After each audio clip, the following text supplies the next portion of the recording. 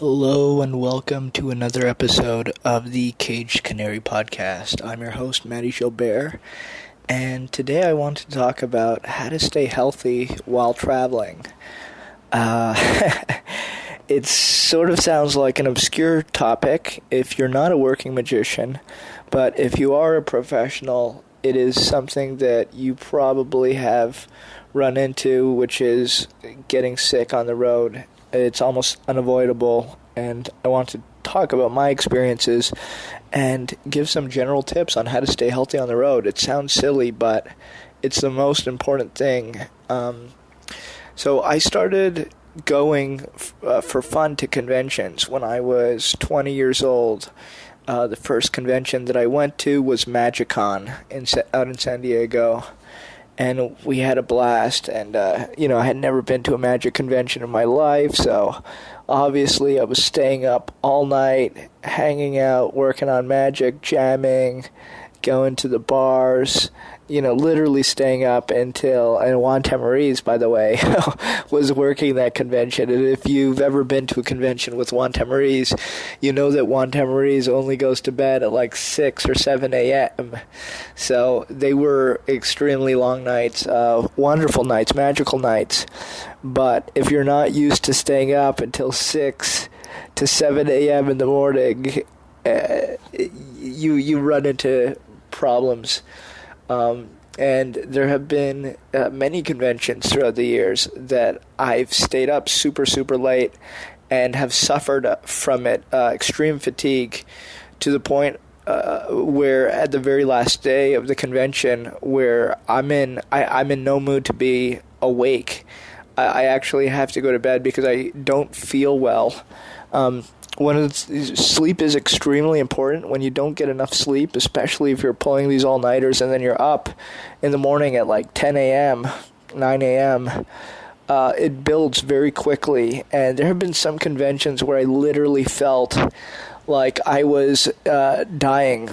I literally did not feel well. There's just something in your body that is like a warning sign. I don't really know how to explain it, but it's a horrible feeling. It's just like your body needs to sleep, and it doesn't know how to tell you that. MagicCon and going to these different conventions, and eventually just traveling all over the world, working and going to these conventions. And I was young. I was 20 years old. And I guess my body could handle it. After every single one of these conventions, when I'd fly home, I would have a day or two where I would sleep almost, 12 hours and then just be a zombie. If you've ever had like a really long, deep sleep after you're really sleep deprived, you sort of know that feeling where you're, sort of zombified. So after all these conventions and festivals, I would get home and I would just sleep and be tired for a few days. It would really take me a few days to get back into it. And when I say like I was zombified, what I mean by that is I was so like dead tired that I couldn't do anything. I didn't even want to check my email. People would be sending me messages, and I couldn't even respond to a message. I couldn't do anything. It's a horrible feeling being awake and not feeling like doing anything. You don't want to watch a movie. You don't want to. You don't want to do anything. You don't want to go out. And you're sort of just awake. So, fast forward. I had started traveling throughout the years, working magic, and I'd always notice a few guys at conventions who were never around for the really late night sessions. For example, I would be at a convention with Danny Ortiz, and I'd see he'd go to bed early. Or, this can be any magician who works a lot of these conventions, and they'd go to bed early, like after, 11 o'clock. They'd be gone. And I'd be like, oh, they're going to bed. That's weird. Everybody's just sort of hanging out. And as the years went on, I realized why these guys are going to bed early. Because if you don't go to bed early, if you don't regulate yourself, you're going to ruin the rest of the weekend, the rest of your trip, and you won't be at your best. And it's happened to me a bunch of times where I have not been at my best. I've gone out, stayed up. Maybe I've drank too much. Maybe I just had too much fun. You go to these conventions, and sometimes you have all these friends all over the world that you don't see often, and sometimes you're seeing these friends for the first time in like 2 years, 3 years. So you want to make the most of your time together. And it's very easy to get out of hand and lose track of time. And I'm not saying that you should just, be a Debbie Downer and go to bed early and, not be involved in any fun activities. But there needs to be definitely a balance for your own health, for your own mental health, your physical health. I'll relate to you one of my recent trips, and this always happens to me. I know that if I go on a tour, now even though I go to bed at the right time and whatever, if I go on a tour that's longer than 3 weeks, I'll get sick. It's just my body, because even though I'm trying to go to bed at the right time at night, I'm always just sleeping in a different place. You're in a different place every single night, and you don't sleep well. Even though you try to get those hours of sleep in, you're not sleeping well. Or at least I'm not, because I'm in a new environment, and it's kind of hard for me to fall asleep. So my immune system goes down, and it just builds up, and that fatigue builds up until my immune system's shot and I get sick. It's happened to me a bunch of times, and one of the things about touring, which is especially hard, is you are sort of the star. You're on this tour, and you're in a different place sometimes. Sometimes you're in a different place every night, which is especially hard. And everybody there wants to show you around. They want to show you around before the lecture, before the show, before the workshop, whatever it is that you're doing. They want to show you around town.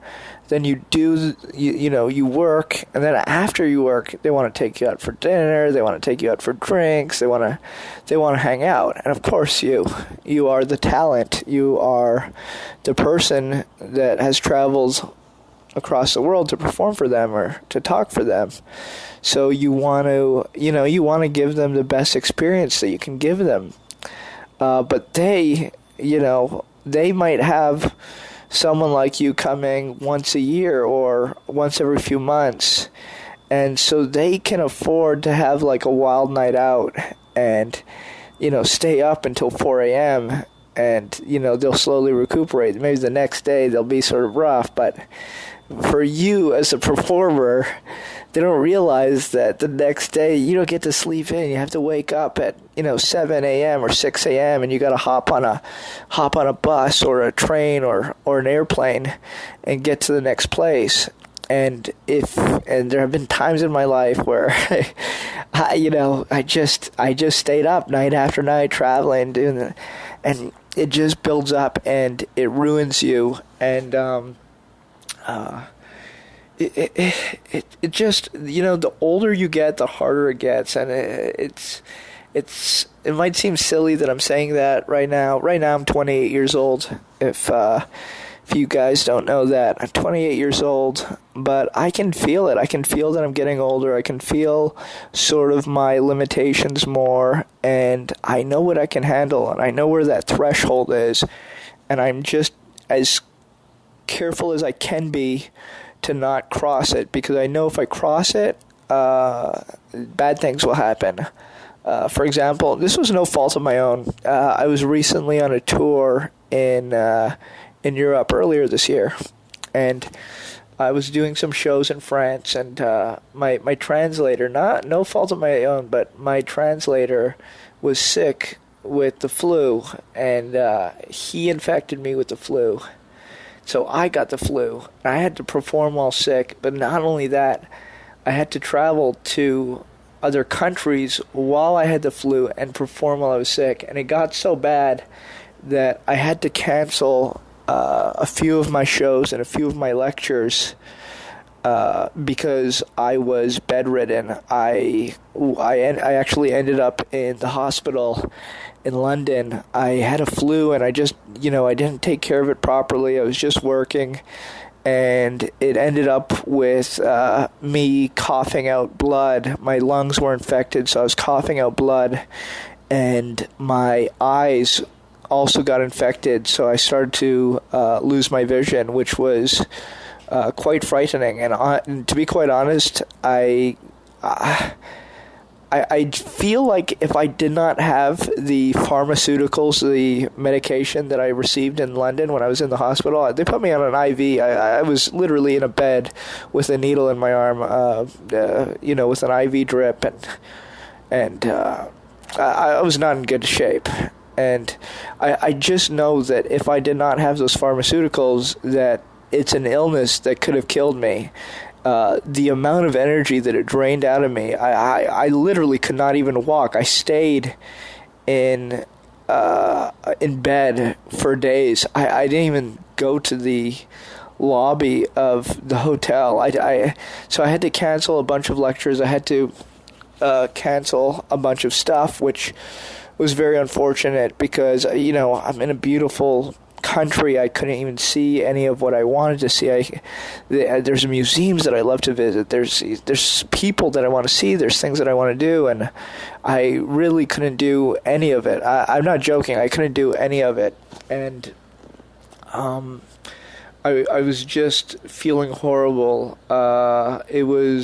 And thankfully I had some friends who would visit me and bring me some snacks and medicine. So I really got to give them props for coming out and helping me, taking care of me, because and obviously I want to give a big shout out to the NHS out in the UK, the National Health Service, I think it's called.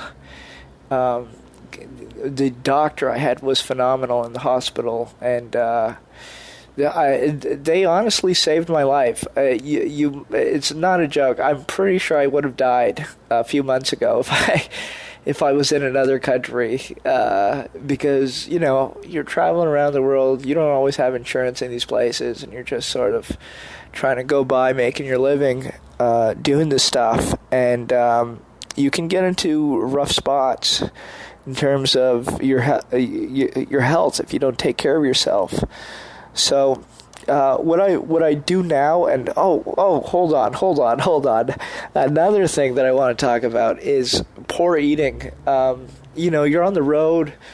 You're eating probably not good. The nutritional intake that you're having every single day is probably not what it should be. You're probably eating fast food.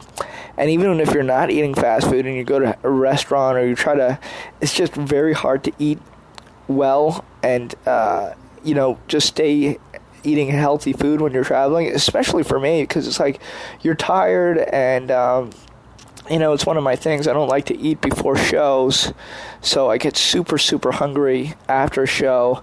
Sometimes, places aren't open, and you just have to go to the nearest fast food joint because you got to get something in you before you go to bed. You're just totally drained, so it's... you just pick up a lot of bad habits of eating unhealthy, and you combine that with the lack of sleep, not even to mention, people taking you out for drinks and stuff, and your immune system is just dead. This is another thing. Also, when I used to travel, I never exercised. I was just like, I don't want to exercise. I don't want to do any of that. Nowadays, I really try to make an effort to exercise. Even if I can't have access to a gym where I am, some of these hotels have horrible gyms, no pools, whatever. It's really bad for me to not exercise. So I try to explore the town. I try to, do what I can to keep myself in shape, walking around, moving, because it's really hard. It's very easy to gain weight and get sick, and just. And some of these tours, I get home. One of my last tours, I don't know when this was. I want to say after the last time I was in Asia, I got home and I must have not done anything for like a month. I'm not joking. I got home and I was just I didn't feel like doing anything. I was just tapped out, like I was done, fried. So that fatigue can build up, and if you don't take care of it, if you don't stay healthy, and if you really don't force yourself, it's very easy to fall into these traps and just go downhill in terms of your health. So nowadays I really, really, really, really try to force myself to eat well, sleep well, get that exercise in, and make sure I'm constantly, getting the right vitamins and all that stuff, minerals.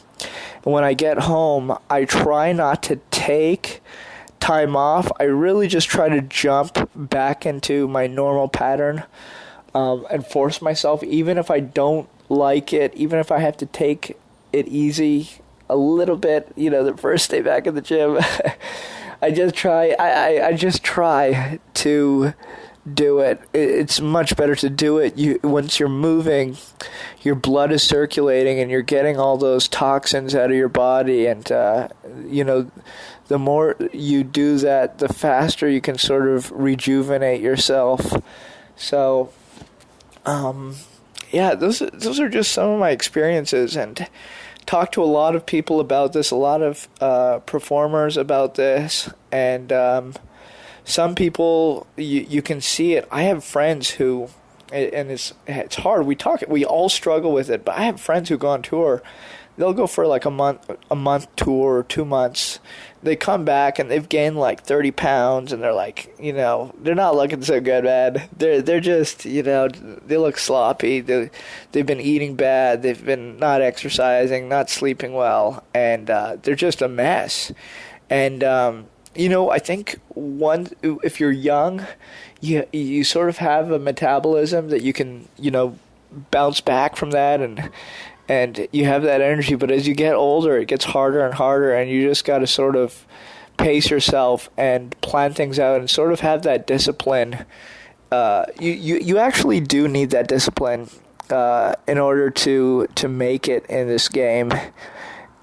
And to be successful and to be healthy. It's extremely important. Please, please, please don't overlook it.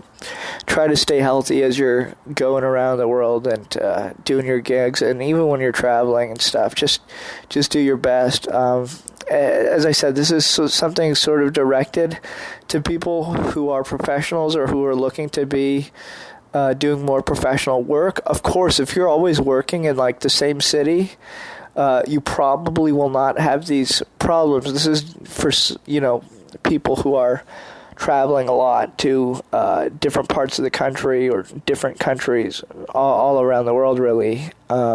This is who this is directed for. But I feel like I just needed to share it because I know some of the people who are listening to this are phenomenal, and they're younger magicians, and in a few months or a few years, they too will be traveling all over the world like I am. And I just want to sort of pass on this wisdom to the next generation so that you don't have to suffer like I've suffered. You'll probably ignore what I'm saying and learn through your own experiences. That's sort of what I did, but still putting it out there in case it helps somebody. In other news, so that's pretty much, I'm done for the healthy portion. I wanted to talk about some of the news that Before Magic, we're working on a new series. It's not a new series, but when I was doing the Kickstarter campaign for Hidden Leaves, I said that I would be writing a booklet or doing something, a project to talk about the secrets of Hidden Leaves, and I am. It's slowly going up on the Before Magic website in a series of videos and articles called Hidden in the Leaves. The first article is written. It's on the pointer principle. and more, much more, will be written over time. I'm going to be sort of disappearing for a few weeks. I'm going to China. I just got my visa approved by the Chinese government. So I'm going to China next week. I'll be gone for 2 weeks or so. And hopefully I'll be still recording these while I'm in my hotel and stuff, and I have some time alone. We won't be able to upload them from where I am, but I'll upload them once I get back. Got a lot of cool stuff coming up, video instructional videos, and our second deck. I'm not too sure how we're going to go about making it, but it is pretty much fully designed, and I have all the files laid out in Adobe Illustrator, going to get those proofs. Then it is a matter of printing them. As you guys know, printing decks of cards is extremely expensive, especially when you print them at the quality that I print them. I could save some money printing the bicycle stock instead of the B stock. I could save some money, not doing the crush stock, but I'm not interested in doing anything than the best. I sort of want every deck that I do to be slightly different or better, ideally better than the last one. It's kind of hard to judge once you do several decks and once you've seen several decks. But I really do want to innovate and push things. So the next deck is going to be hopefully printed before the end of the year. I would love to launch it before the end of the year on Kickstarter. I just don't know if I can. But I will keep you all updated. Other than that, I would say go on my YouTube, my personal YouTube, the Before Magic YouTube. I'm just going to explain something real quick. One of the reasons why I'm not posting so much on Before Magic is YouTube is getting very strict with duplication, and they're removing people's channels. And there's a lot of really great old Magic clips that I have in high definition, but when I upload them, it counts as duplication because people have uploaded other versions of them in low quality, and YouTube doesn't like duplicated content on their system, so I have to be careful on how to do that so I don't lose my channel. So I think I'm going to stick with original content for now and link to other outside videos. I don't like doing that because I'm not in control of that, and those people can take their videos down at any time, which sort of ruins my articles. If I have articles with no videos, it's not that fun. So in the meantime, though, check out Mahdi The Magician, the YouTube page that I have for myself personally. Trying to do more regular uploads there. And that's been fun, learning the video skills and experimenting, and my gosh, am I learning. I'm really not good at this video stuff, but I'm learning, and, my goal is to make every video that I make slightly better than the last one. And part of that is practice and experience, and part of that is learning new skills, so that's something that I'm constantly doing, expanding in both those areas, getting experience and learning new skills. So stay tuned, and I guess I will catch you in the next one. I'll catch you when I get back from China. Hopefully I get back from China. But I think I'll be back from China. Alright guys, thank you for listening. If you aren't already subscribed to our mailing list, please subscribe to our mailing list. Check out our social media, Instagram, Facebook, all that stuff, as we post in all those places from time to time. I will see you in a few weeks. Have a good next month, pretty much good next month. Alright, enjoy it. Bye. Thanks for listening.